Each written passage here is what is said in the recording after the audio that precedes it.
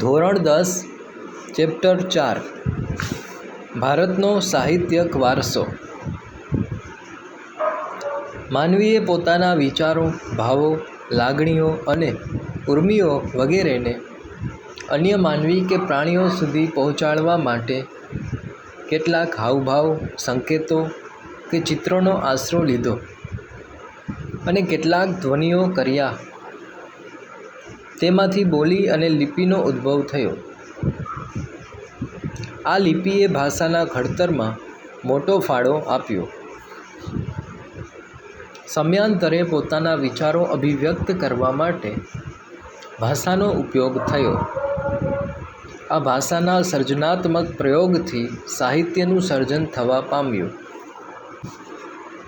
પ્રાચીન કાળથી ભારતીય સાહિત્ય તેની વિવિધતા અને વિશિષ્ટતા માટે પ્રખ્યાત છે.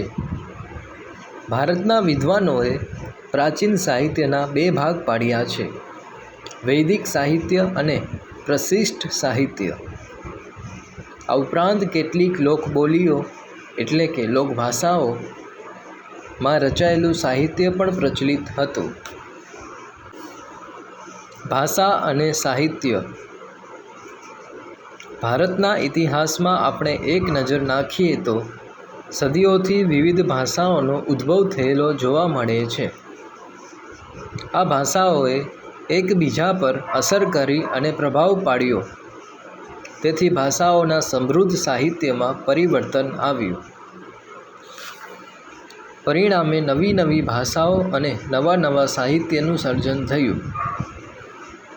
તેનું ઉત્તમ ઉદાહરણ સંસ્કૃત ભાષા છે. વર્તમાન સમયમાં સંસ્કૃત ભાષાનો ઉપયોગ ઓછો છે, પણ ધાર્મિક કાર્યો અને પૂજા વિધિઓમાં સંસ્કૃત ભાષાનો ઉપયોગ થાય છે. સામાન્ય રીતે માનવી માટે તો અભિવ્યક્તિ કરવાની અને ઝીલવાની ઉત્તમ તક ભાષા જ પૂરી પાડે છે. પ્રાચીન ભારતની લિપિ હડપ્પા સમયની છે. આ લિપિ આજે પણ ઉકેલી શકાઈ નથી. તે સમયના લોકોની ભાષા કઈ હશે તે માહિતી હજુ પ્રાપ્ત થઈ શકી નથી. મહર્ષિ પાણિની સંસ્કૃત ભાષાના મહાન વ્યાકરણશાસ્ત્રી હતા. તેમણે અષ્ટાધ્યાયી ગ્રંથની રચના ઈસવીસન પૂર્વ 4th સદીમાં કરી. સંસ્કૃત ભાષાને આર્ય ભાષા કે ઋષિઓની ભાષા કે વિદ્વાનોની ભાષા કહે છે. આજના સમયમાં પણ વિશ્વ કક્ષાએ સર્વસ્વીકૃત, ખાસ કરીને કોમ્પ્યુટર ક્ષેત્રે બની છે. સંસ્કૃત ભાષા મુખ્યત્વે ધર્મ, તત્વજ્ઞાન, જ્ઞાન અને વિજ્ઞાનની ભાષા હતી. પ્રાચીન ભારતીય સાહિત્ય. વેદો. વેદનો અર્થ જ્ઞાન થાય છે. વેદો 4 છે: ઋગ્વેદ, સામવેદ, યજુર્વેદ અને અથર્વવેદ. ભારતીય સાહિત્યનું પ્રાચીનતમ પુસ્તક ઋગ્વેદ છે. એમાં કુલ 1028 ઋચાઓનો સંગ્રહ છે. ઋગ્વેદ 10 ભાગમાં વહેંચાયેલ અદ્ભુત ગ્રંથ છે. આ ઋચાઓમાંથી મોટા ભાગની દેવોને લગતી સ્તુતિઓ છે. આ સ્તુતિઓ યજ્ઞ પ્રસંગે કરવામાં આવતી. તેમાંથી ઉષાને સંબોધન કરતી કેટલીક સ્તુતિઓ ખૂબ જ મનમોહક છે. આ ગ્રંથ સપ્ત સિંધુ પ્રદેશમાં વસેલા આર્યોની રાજકીય, સામાજિક, ધાર્મિક તેમજ આર્થિક બાબતોનું વર્ણન કરે છે. ઋગ્વેદ પછી બીજા 3 વેદોની રચના કરવામાં આવી, જેમાં સામવેદ ઋગ્વેદની ઋચાઓનું ગાન કરવા માટે રચવામાં આવ્યો છે. આ શ્લોકો રાગ અને લય સાથે ગવાય છે, માટે તેને સંગીતની ગંગોત્રી કહે છે. યજુર્વેદ યજ્ઞનો વેદ કહેવાય છે. આ વેદ ગદ્ય અને પદ્ય સ્વરૂપે રચાયેલ છે. યજ્ઞ વખતે બોલવામાં આવતા મંત્રો, ક્રિયાઓ અને વિધિઓનું વર્ણન તેમાં કરવામાં આવ્યું છે. અથર્વવેદમાં અનેક પ્રકારના કર્મકાંડો અને સંસ્કારોનું વર્ણન કરવામાં આવ્યું છે. ઉપનિષદ સાહિત્યમાં બ્રહ્માંડનો આરંભ, જીવન, મૃત્યુ, ભૌતિક અને આધ્યાત્મિક જગત, જ્ઞાન, પ્રકૃતિ અને બીજા અનેક દાર્શનિક પ્રશ્નોનું વિવેચન કરવામાં આવ્યું છે. બૃહદારણ્ય અને છાંદોગ્ય શરૂઆતના ઉપનિષદો છે. ઉપનિષદો સંવાદના સ્વરૂપમાં છે. મુક્તિકો ઉપનિષદમાં તેની સંખ્યા 108 દર્શાવે છે. બ્રાહ્મણ ગ્રંથો વેદોના મંત્રોનો અર્થ સમજવા માટે તેના પર પદ સ્વરૂપમાં રચાયેલી ટીકાઓનો બ્રાહ્મણ ગ્રંથોમાં સમાવેશ થાય છે.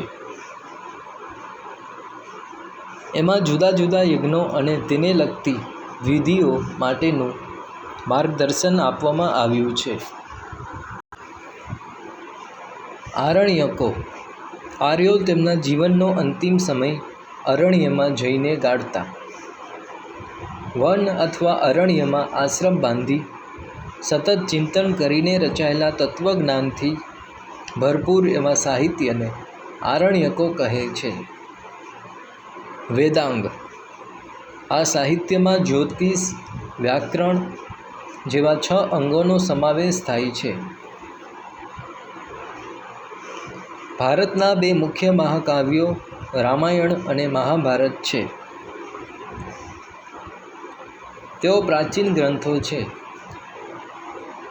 આ મહાકાવ્યોનું વર્તમાન સ્વરૂપ તો ઈસવીસનની 2જી સદીમાં મળ્યું.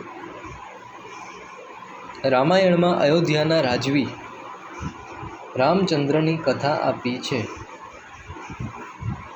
આ મહાકાવ્ય મહાભારત કરતાં ઘણું નાનું છે. તેમાં અનેક દિલચસ્પ ઘટનાઓ તથા સાહસોનું વર્ણન કરાયેલ છે. મહાભારતમાં લગભગ 1,00,000 શ્લોક છે. તે વિશ્વનો સૌથી મોટો કાવ્ય ગ્રંથ છે. પાંડવો અને કૌરવો વચ્ચે થયેલ યુદ્ધ તેનો મુખ્ય વિષય છે. તે છતાં તેમાં અનેક નાની મોટી વાર્તાઓને પણ જોડી દેવામાં આવી છે. મહાભારતના શ્રીમદ્ ભગવદ્ ગીતામાં ગહન દાર્શનિક સિદ્ધાંતોનું વિવેચન કરવામાં આવ્યું છે. તેમાં મોક્ષ પ્રાપ્તિના 3 માર્ગો જ્ઞાન, કર્મ અને ભક્તિ માર્ગનું વિવેચન કરવામાં આવ્યું છે. રામાયણ અને મહાભારત બંને મહાકાવ્યોએ સદીઓ સુધી કરોડો લોકોના વિચારો અને સાહિત્ય સર્જન પર ગહન પ્રભાવ પાડ્યો છે. ભારતમાં સંસ્કાર સિંચનનું પ્રેરક કાર્ય કર્યું છે. આ યુગમાં સંસ્કૃત ભાષામાં પુષ્કળ સાહિત્ય રચાયું, જેમાં ધાર્મિક અને લૌકિક એવી બંને પ્રકારની રચનાઓનો સમાવેશ થાય છે. પુરાણોએ આરંભિક વૈદિક ધર્મને સમજાવવામાં મુખ્ય ભૂમિકા ભજવી. આ સમયગાળા દરમિયાન અનેક શાસ્ત્રો અને સ્મૃતિ ગ્રંથો પણ લખાયા. આ શાસ્ત્રો વિજ્ઞાન અને તત્વજ્ઞાનના ગ્રંથો છે. દાખલા તરીકે કૌટિલ્યનું અર્થશાસ્ત્ર વહીવટી વિજ્ઞાનની કૃતિ છે. વિવિધ કક્ષાના ગણિત અને અન્ય વિજ્ઞાન સંબંધિત શાસ્ત્ર ગ્રંથો પણ લખાયા. સ્મૃતિ ગ્રંથોમાં ધર્મ દ્વારા અનુમોદિત કર્તવ્યો, રિવાજો અને નિયમો આપવામાં આવ્યા છે. પ્રારંભિક બૌદ્ધ સાહિત્ય પાલી ભાષામાં લખાયું. આ સાહિત્ય 3 ભાગોમાં વહેંચાયેલું છે. તેને ત્રિપિટક તરીકે ઓળખવામાં આવે છે, જેમાં સૂત એટલે કે સૂત્ર પિટક, વિનય પિટક અને અભિધમ પિટકનો સમાવેશ થાય છે. આ ઉપરાંત બૌદ્ધ સાહિત્યમાં અન્ય ગ્રંથો પણ લખાયા કહેવાય છે. ગુપ્ત યુગને સંસ્કૃત કાવ્ય અને નાટકના વિકાસનો સુવર્ણ યુગ કહેવાયો. આ સમયના મહાન લેખકોમાં કાલિદાસ, ભવભૂતિ, ભારવી, ભર્તૃહરિ, બાણભટ્ટ, માઘ ઇત્યાદિનો સમાવેશ થાય છે. આ તમામ ભારતભરમાં વિખ્યાત છે, જેમાં કાલિદાસ તો વિશ્વ પ્રસિદ્ધ કવિ છે. પોતાની ઉત્તમ કાવ્યકલા અને ઉત્કૃષ્ટ નાટ્યશૈલી કુમારસંભવ, રઘુવંશ, મેઘદૂત, ઋતુસંહાર, અભિજ્ઞાન શાકુંતલમ વગેરે કાલિદાસના ગ્રંથો છે. બાણભટ્ટ લિખિત હર્ષચરિત સમ્રાટ હર્ષવર્ધનનું જીવન ચરિત્ર છે. બાણે કાદંબરીની પણ રચના કરી છે. આ સમયના અન્ય પ્રસિદ્ધ ગ્રંથોમાં ભવભૂતિનું ઉત્તરરામચરિત, ભારવીનું કિરાતાર્જુનીયમ, વિશાખાદત્તનું મુદ્રા રાક્ષસ, શુદ્રકનું મૃચ્છકટિકમ અને દંડીનું દશકુમાર ચરિતનો સમાવેશ થાય છે. આ ગ્રંથોના મુખ્ય વિષયો રાજકીય ઘટનાઓ, પ્રણય પ્રસંગો, રૂપકો, હાસ્ય પ્રસંગો અને તત્વજ્ઞાન છે. જૂની ગુજરાતી ભાષામાં પદ્ય સાહિત્ય રચાતું હતું. સમય જતાં ગુજરાતી ભાષામાં ખેડાણ થતાં અનેક કૃતિઓ રચાઈ, જેમાં નરસિંહ મહેતા, મીરાબાઈ, દયારામ, અખો, પ્રેમાનંદ, પ્રીતમ, ગંગાસતી જેવા સાહિત્યકારોએ પદો, ગીતો, ગરબી, છપ્પા, આખ્યાન કાવ્યો વગેરે રચીને ગુજરાતી સાહિત્યના વારસાને સમૃદ્ધ બનાવ્યો.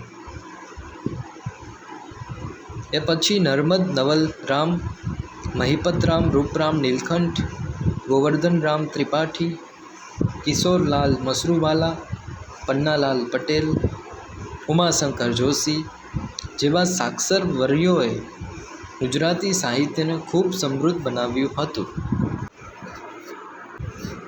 તમિલ, તેલુગુ, કન્નડ અને મલયાલમ નામની 4 દ્રવિડ ભાષાઓના સાહિત્યનો આ સમયમાં વિકાસ થયો, જેમાં સૌથી જૂની ભાષા તમિલ છે. તેનું સાહિત્ય ઈસવીસનના પ્રારંભ જેટલું જૂનું છે. ભારતની પ્રચલિત પરંપરા અનુસાર 3 સંગમોનું આયોજન થયું, જેમાં અનેક સંતો અને કવિઓએ પોતાની રચનાઓ તૈયાર કરી. સંગમ સાહિત્યના અનેક વિષયો છે, જેમ કે રાજનીતિ, યુદ્ધ, પ્રેમ પ્રસંગ વગેરે. આ સાહિત્યનો પ્રસિદ્ધ ગ્રંથ એતુથોકઈ 8 કાવ્યોનું સંકલન, તોલ્કાપિયમ વ્યાકરણ ગ્રંથ અને પથ્થુપાત્તુ 10 ગીતો. આ પૈકીના એક કવિ તિરુવલ્લુવરે પ્રખ્યાત ગ્રંથ કુરલની રચના કરી. આ કાવ્ય ગ્રંથમાં જીવનના અનેક પાસાઓનું વિવેચન કરવામાં આવ્યું છે. શિલપતિકારમ અને મણિમેખલાઈ પ્રારંભિક તમિલ સાહિત્યના વિખ્યાત ગ્રંથો છે. મધ્યકાલીન સાહિત્ય. ઉત્તર ભારતમાં મધ્યયુગની શરૂઆતમાં સંસ્કૃત સાહિત્યની ભાષા બની રહી.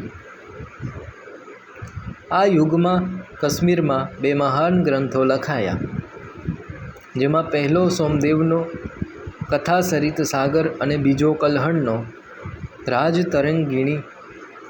એમાં રાજતરંગિણી કાશ્મીરના ઇતિહાસને આલેખતો અત્યંત મહત્ત્વપૂર્ણ ગ્રંથ છે. સાચા અર્થમાં તે ભારતનો સર્વપ્રથમ ઐતિહાસિક ગ્રંથ છે.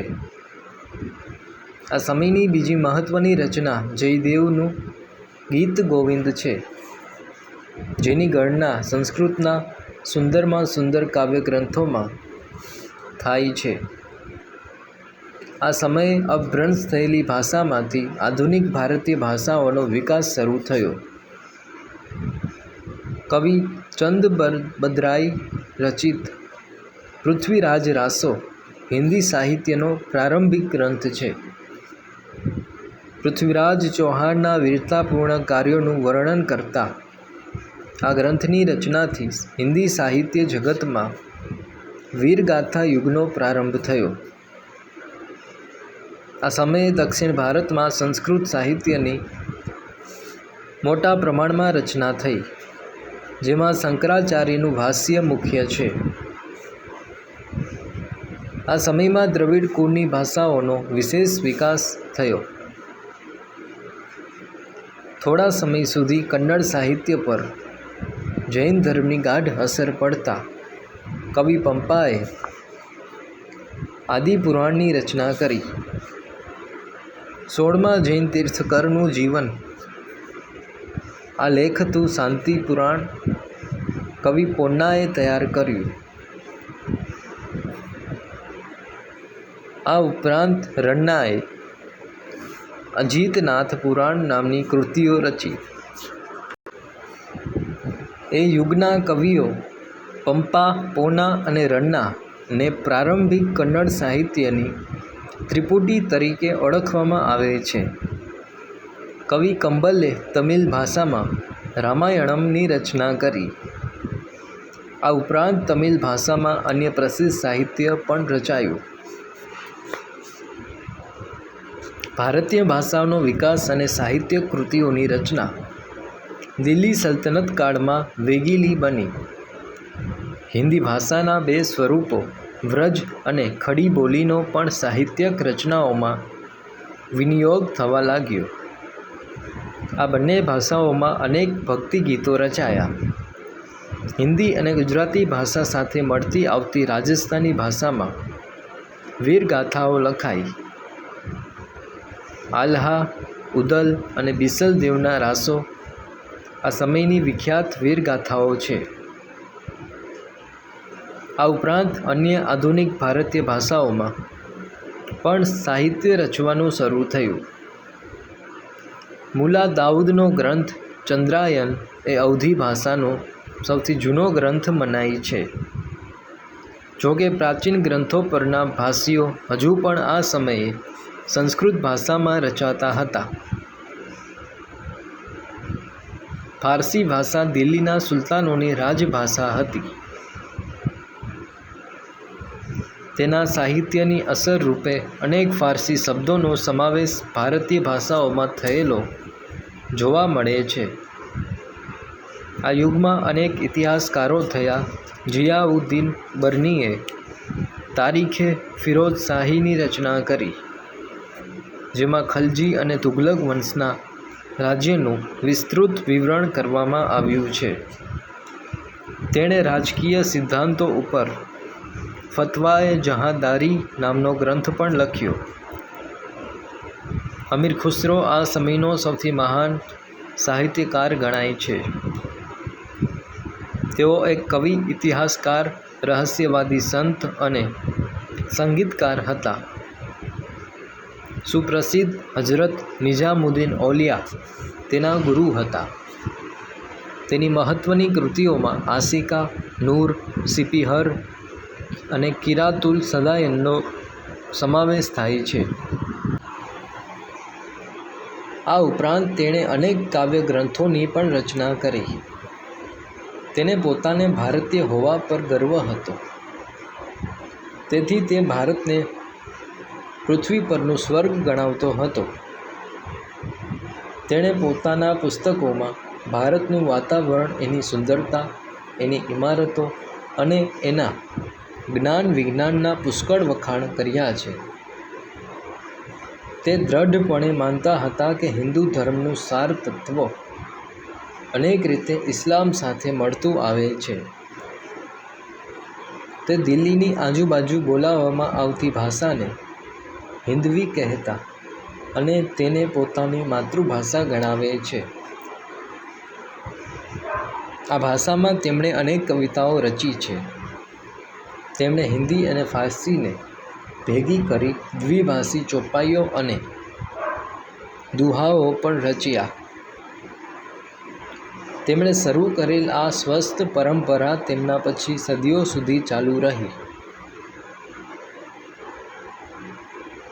પ્રાદેશિક ભાષાઓ અને તેના સાહિત્યને પ્રાદેશિક શાસકોએ વેગ આપ્યો.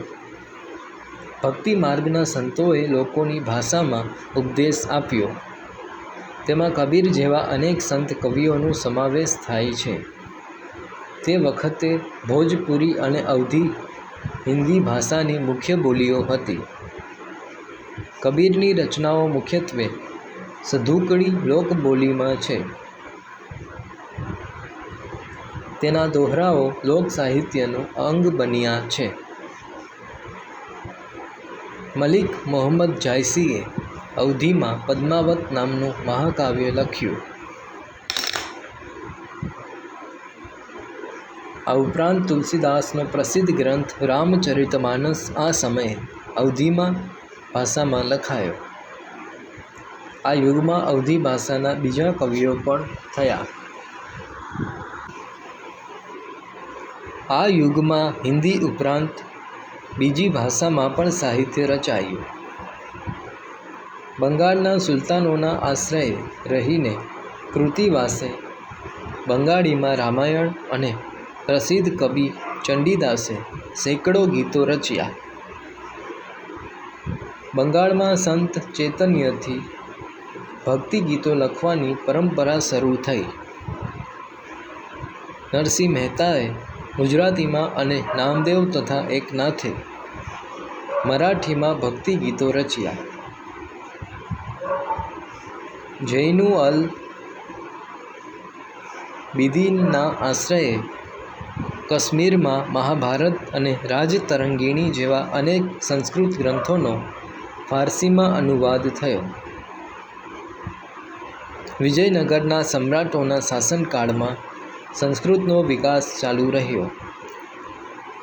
આમ છતાં આ યુગ તેલુગુ સાહિત્યના વિકાસનો મહત્વપૂર્ણ કાળ છે. વિજયનગરનો મહાન સમ્રાટ કૃષ્ણદેવરાય તેલુગુ અને સંસ્કૃતના લેખક હતા. તેમણે આમુક્ત માલ્યદા ગ્રંથની રચના કરી. મુઘલ શાસન દરમિયાન વાસ્તુકલા અને અન્ય કલાઓની સાથે સાહિત્યનો પણ વિકાસ થયો.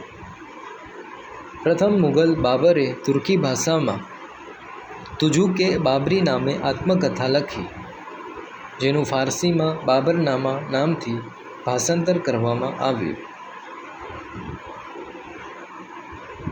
હુમાયુની બહેન ગુલબદન બેગમે હુમાયુનામા લખ્યું. જહાંગીરે તુજુકે જહાંગીરી નામની પોતાની આત્મકથા લખી. ઔરંગઝેબ પણ સિદ્ધહસ્ત લેખક હતો.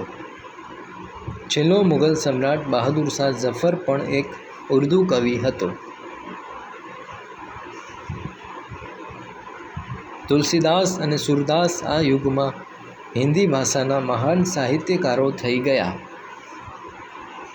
કવિ કેશવદાસે પ્રેમ અને વિરહના વિષય પર સાહિત્ય રચ્યું. રહીમના દોહરા દેશના ઘણા ભાગોમાં આજે પણ પ્રસિદ્ધ છે. આ સમયે ફારસી ભાષામાં પણ અનેક નોંધપાત્ર પુસ્તકો લખાયા. અબુલ ફઝલે આઈને અકબરી અને અકબરનામા લખ્યું. આઈને અકબરીમાં ભારતીય રીત રિવાજો, શિષ્ટાચારો, ધર્મ દર્શન, આર્થિક સ્થિતિ અને જીવનના લગભગ તમામ પાસાઓનું વિસ્તૃત વર્ણન કરવામાં આવ્યું છે. એક ઐતિહાસિક કૃતિ તરીકે આ ગ્રંથ ઘણો જ મૂલ્યવાન છે. અબુલ ફઝલનો ભાઈ ફૈઝી ફારસી ભાષાનો એક મહાન કવિ હતો.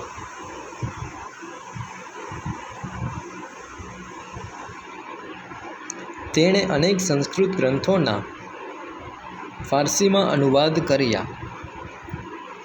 અકબરે તો મહાભારત, રામાયણ, અથર્વવેદ, ભગવદ્ ગીતા અને પંચતંત્ર જેવા ગ્રંથોના અનુવાદ કરવા માટે એક અલગ ખાતાની સ્થાપના કરી હતી. અકબરના સમયમાં ઇતિહાસના ઘણા ગ્રંથો લખાયા. મધ્યયુગની સૌથી મહત્ત્વની ઘટના ઉર્દૂ ભાષાના જન્મની છે.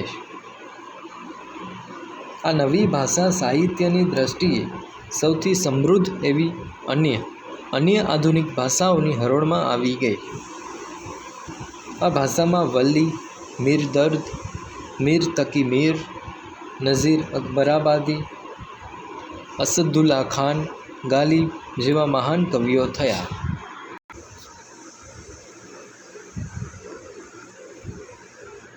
18મી સદીમાં ઉર્દૂ ગદ્યનો પણ વિકાસ થયો. સંસ્કૃતના મોટા ભાગના ઐતિહાસિક ગ્રંથોનું ઉર્દૂમાં ભાષાંતર થવા લાગ્યું. તદુપરાંત ઉર્દૂમાં અનેક મૌલિક ગદ્ય ગ્રંથો પણ તૈયાર થયા, જેમાં મોહમ્મદ હુસેન આઝાદનો દરબારે અકબરી મહત્વનો ગ્રંથ છે. ભારતની પ્રાચીન વિદ્યાપીઠો. પહેલી, નાલંદા. બિહારના પટના જિલ્લાના બડગાંવ નામના ગામ પાસે પ્રાચીન નાલંદા વિદ્યાપીઠ આવેલી છે. ભારતીય સંસ્કૃતિમાં બૌદ્ધ અને જૈન પરંપરામાં નાલંદાનું મહત્ત્વ ઘણું છે. આ પ્રાચીન વિદ્યાપીઠમાં મહાવીર સ્વામીએ 14 ચાતુર્માસ કર્યા હોવાથી આ સ્થળ જૈન તીર્થ પણ બન્યું હતું. 5મી સદીમાં કુમારગુપ્તે અહીં એક વિહાર બંધાવેલ. ત્યાર પછી નાલંદાની પ્રસિદ્ધિમાં વધારો થયો હતો. ત્યાં હજારો હસ્તલિખિત ગ્રંથોના અમૂલ્ય ભંડારો હતા. નાલંદા વિશ્વવિદ્યાલય હતું. ભારતીય સંસ્કૃતિનું આ એક તીર્થધામ હતું. દેશ પરદેશથી વિદ્યાર્થીઓ અહીં અભ્યાસ કરવા આવતા. મહાન મુસાફર હ્યુએન ત્સાંગ પણ અહીં આવેલ. આજે તો આ મહાન વિશ્વવિદ્યાલયના માત્ર ખંડેરો જ જોવા મળે છે. આમ છતાં તે ખંડેરોમાં ફરતા ફરતા પણ દેશની ભવ્ય સંસ્કૃતિની એક ઝાંખી થઈ શકે છે. નાલંદામાંથી ભણીને બહાર નીકળેલ વિદ્યાર્થી ભારતનો આદર્શ વિદ્યાર્થી ગણાતો. ઈસુની 5મી થી 11મી સદી દરમિયાન નાલંદા શિક્ષણના સર્વોત્તમ સ્થાને હતું. આ સમયે ભારતમાં વિશ્વભરમાં શ્રેષ્ઠતમ ગણાય તેવા ગ્રંથાલયો હતા. તક્ષશિલા તેમજ નાલંદા વિદ્યાપીઠમાં આવેલ ગ્રંથાલયોમાં અભ્યાસ અને સંશોધન કરવા માટે દેશ વિદેશમાંથી અનેક વિદ્યાર્થીઓ આવતા. આમાંનો માત્ર હ્યુએન ત્સાંગ જ 657 હસ્તલિખિત ગ્રંથો પોતાની સાથે ચીન લઈ ગયો હતો. 7મી સદીમાં હ્યુએન ત્સાંગે મુલાકાત લીધી હતી. મહાવિદ્યાલયમાં 7 મોટા ખંડો હતા. વ્યાખ્યાન માટેના 300 ખંડો હતા.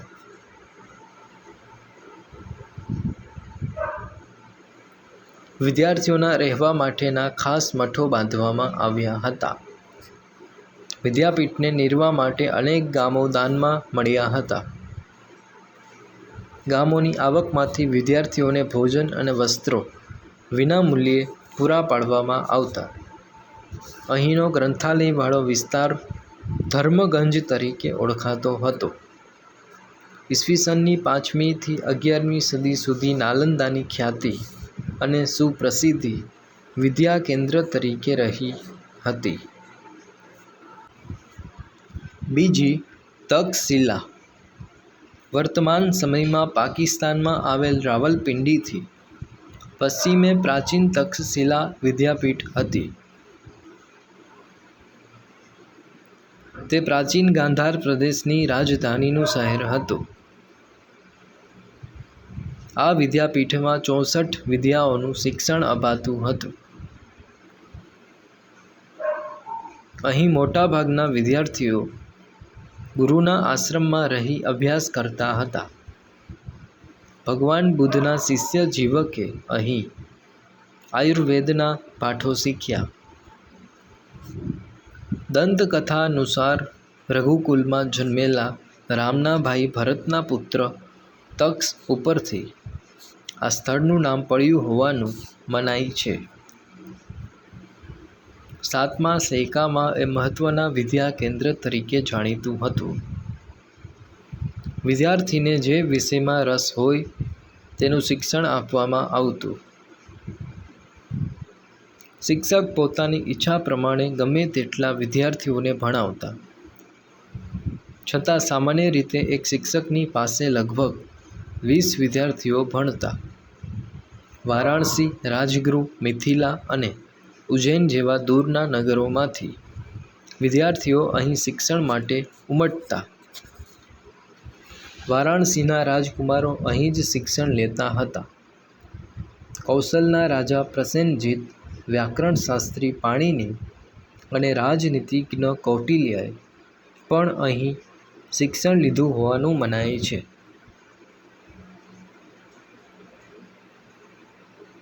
તક્ષશિલા ઉચ્ચ શિક્ષણનું કેન્દ્ર હતું. સામાન્ય સ્થિતિના વિદ્યાર્થીઓ ગુરુના ઘરે રહીને ભણતા. અહીં વેદ, શસ્ત્રક્રિયા, ગજવિદ્યા, ધનુર્વિદ્યા, વ્યાકરણ, તત્વજ્ઞાન, યુદ્ધવિદ્યા, ખગોળ, જ્યોતિષ વગેરેનું શિક્ષણ આપવામાં આવતું હતું. ચંદ્રગુપ્ત મૌર્યના ગુરુ ચાણક્યએ અને ખુદ ચંદ્રગુપ્ત મૌર્યએ અહીં શિક્ષણ લીધું હતું. 5મી સદીની શરૂઆતમાં ચીનના ફાહિયાને આ સ્થળની મુલાકાત લીધી હતી. ત્રીજી, વારાણસી કાશી. વારાણસી યાત્રાધામ તરીકે પ્રસિદ્ધ છે. ઈસવીસન પૂર્વે 7મા સૈકામાં તે ભારતનું પ્રસિદ્ધ વિદ્યા કેન્દ્ર હતું. ઉપનિષદ કાળમાં તે આર્ય સંસ્કૃતિ અને ધર્મના કેન્દ્ર તરીકે વિકસ્યું. એના રાજા અજાતશત્રુ ઉપનિષદ કળામાં એક તત્વજ્ઞાની અને વિદ્યાના પોષક હતા. વ્યાસ સંહિતામાં મહર્ષિ વેદવ્યાસનો આશ્રમ અહીં હોવાનો ઉલ્લેખ મળે છે. ભગવાન બુદ્ધે પોતાના મતના પ્રચાર અને પ્રસાર માટે વારાણસી પર પસંદગી ઉતારી હતી. આદિ શંકરાચાર્ય જેવા સમર્થ તત્વજ્ઞને તેમના વેદાંતના નૂતન સિદ્ધાંતની સ્વીકૃતિ માટે કાશી જવું પડ્યું હતું. ચૈતન્ય મહાપ્રભુ અને પુષ્ટિમાર્ગના પ્રવર્તક વલ્લભાચાર્યજીએ પણ પોતાના વૈષ્ણવ સંપ્રદાયોની પ્રતિષ્ઠા અહીંથી જ મેળવી. પંજાબના વિદ્વાન કુટુંબોએ સ્થળાંતર કરવું પડ્યું ત્યારે તેઓ મુખ્યત્વે કાશી અને થોડા પ્રમાણમાં કાશ્મીર જઈને વસ્યા હતા. અન્ય રાજાના રાજકુમારો પણ અહીં ઉચ્ચ શિક્ષણ માટે આવતા હતા. સમ્રાટ અશોકના આશ્રયથી વારાણસીનો સારનાથ મઠ પ્રસિદ્ધ વિદ્યાધામ બન્યો. ચોથી, વલ્લભી. ઈસવીસનના 7મા શતકમાં ગુજરાતનું આ વિદ્યાધામ અતિ પ્રસિદ્ધ શિક્ષણ કેન્દ્ર હતું. વલ્લભીને વિશાળ અને અત્યંત પ્રસિદ્ધ વિદ્યાધામ બનાવવામાં મૈત્રક વંશના તત્કાલીન શાસકો અને નાગરિકોનો મોટો ફાળો હતો. 7મી સદીમાં ભિખ્ખુ વિદ્યાર્થીઓ રહેતા હતા. વલ્લભી ત્યારે બૌદ્ધ મતના હીનયાન પંથનું કેન્દ્ર હતું. 7મા શતકની મધ્યમાં પ્રસિદ્ધ બૌદ્ધ વિદ્વાનો સ્થિરમતી અને ગુણમતી વલ્લભીના અગ્રણી આચાર્યો હતા. દૂર દૂરના ગંગા યમુનાના મેદાન વિસ્તારમાંથી વિદ્યાર્થીઓ અહીં ઉચ્ચ અભ્યાસ માટે આવતા હતા. ચીની પ્રવાસી ઇત્સિંગે નોંધ્યું છે કે વલ્લભી પૂર્વ ભારતની પ્રસિદ્ધ શિક્ષણ સંસ્થા નાલંદા સાથે સ્પર્ધા કરતી. વલ્લભી એક રાજધાની અને આંતરરાષ્ટ્રીય બંદર હતું. ઈસવીસન 480 થી ઈસવીસન 775 સુધી વલ્લભીના શાસક મૈત્રક રાજવીઓ પણ વિદ્યા અને વિદ્યાપીઠના મહાન આશ્રયદાતાઓ હતા. એ બાબતની નોંધ લેવી પડે કે મૈત્રક વંશના રાજવીઓ બૌદ્ધ ન હતા, સનાતની હતા. છતાં આ સંસ્થાને મદદ કરતા હતા. ઈસવીસન 775માં આરબોએ આક્રમણ કર્યું અને મૈત્રકો પરાજિત થયા અને વિદ્યાપીઠ બંધ પડી. અહીં પ્રસિદ્ધ વિદ્વાનોના નામ દરવાજા પર લખવામાં આવતા. વિદ્વાનો રાજસભામાં પોતાનું પાંડિત્ય દાખવીને રાજતંત્રમાં ઊંચા અધિકારો પ્રાપ્ત કરતા. આ જાણીતી વિદ્યાપીઠ હતી અને જ્ઞાનની આરાધના તથા તેમની વિશિષ્ટ પ્રકારની શિક્ષણ પ્રણાલીને કારણે ભારતમાં જ નહીં પરંતુ તે સમયના વિશ્વમાં તે પ્રસિદ્ધ થઈ હતી.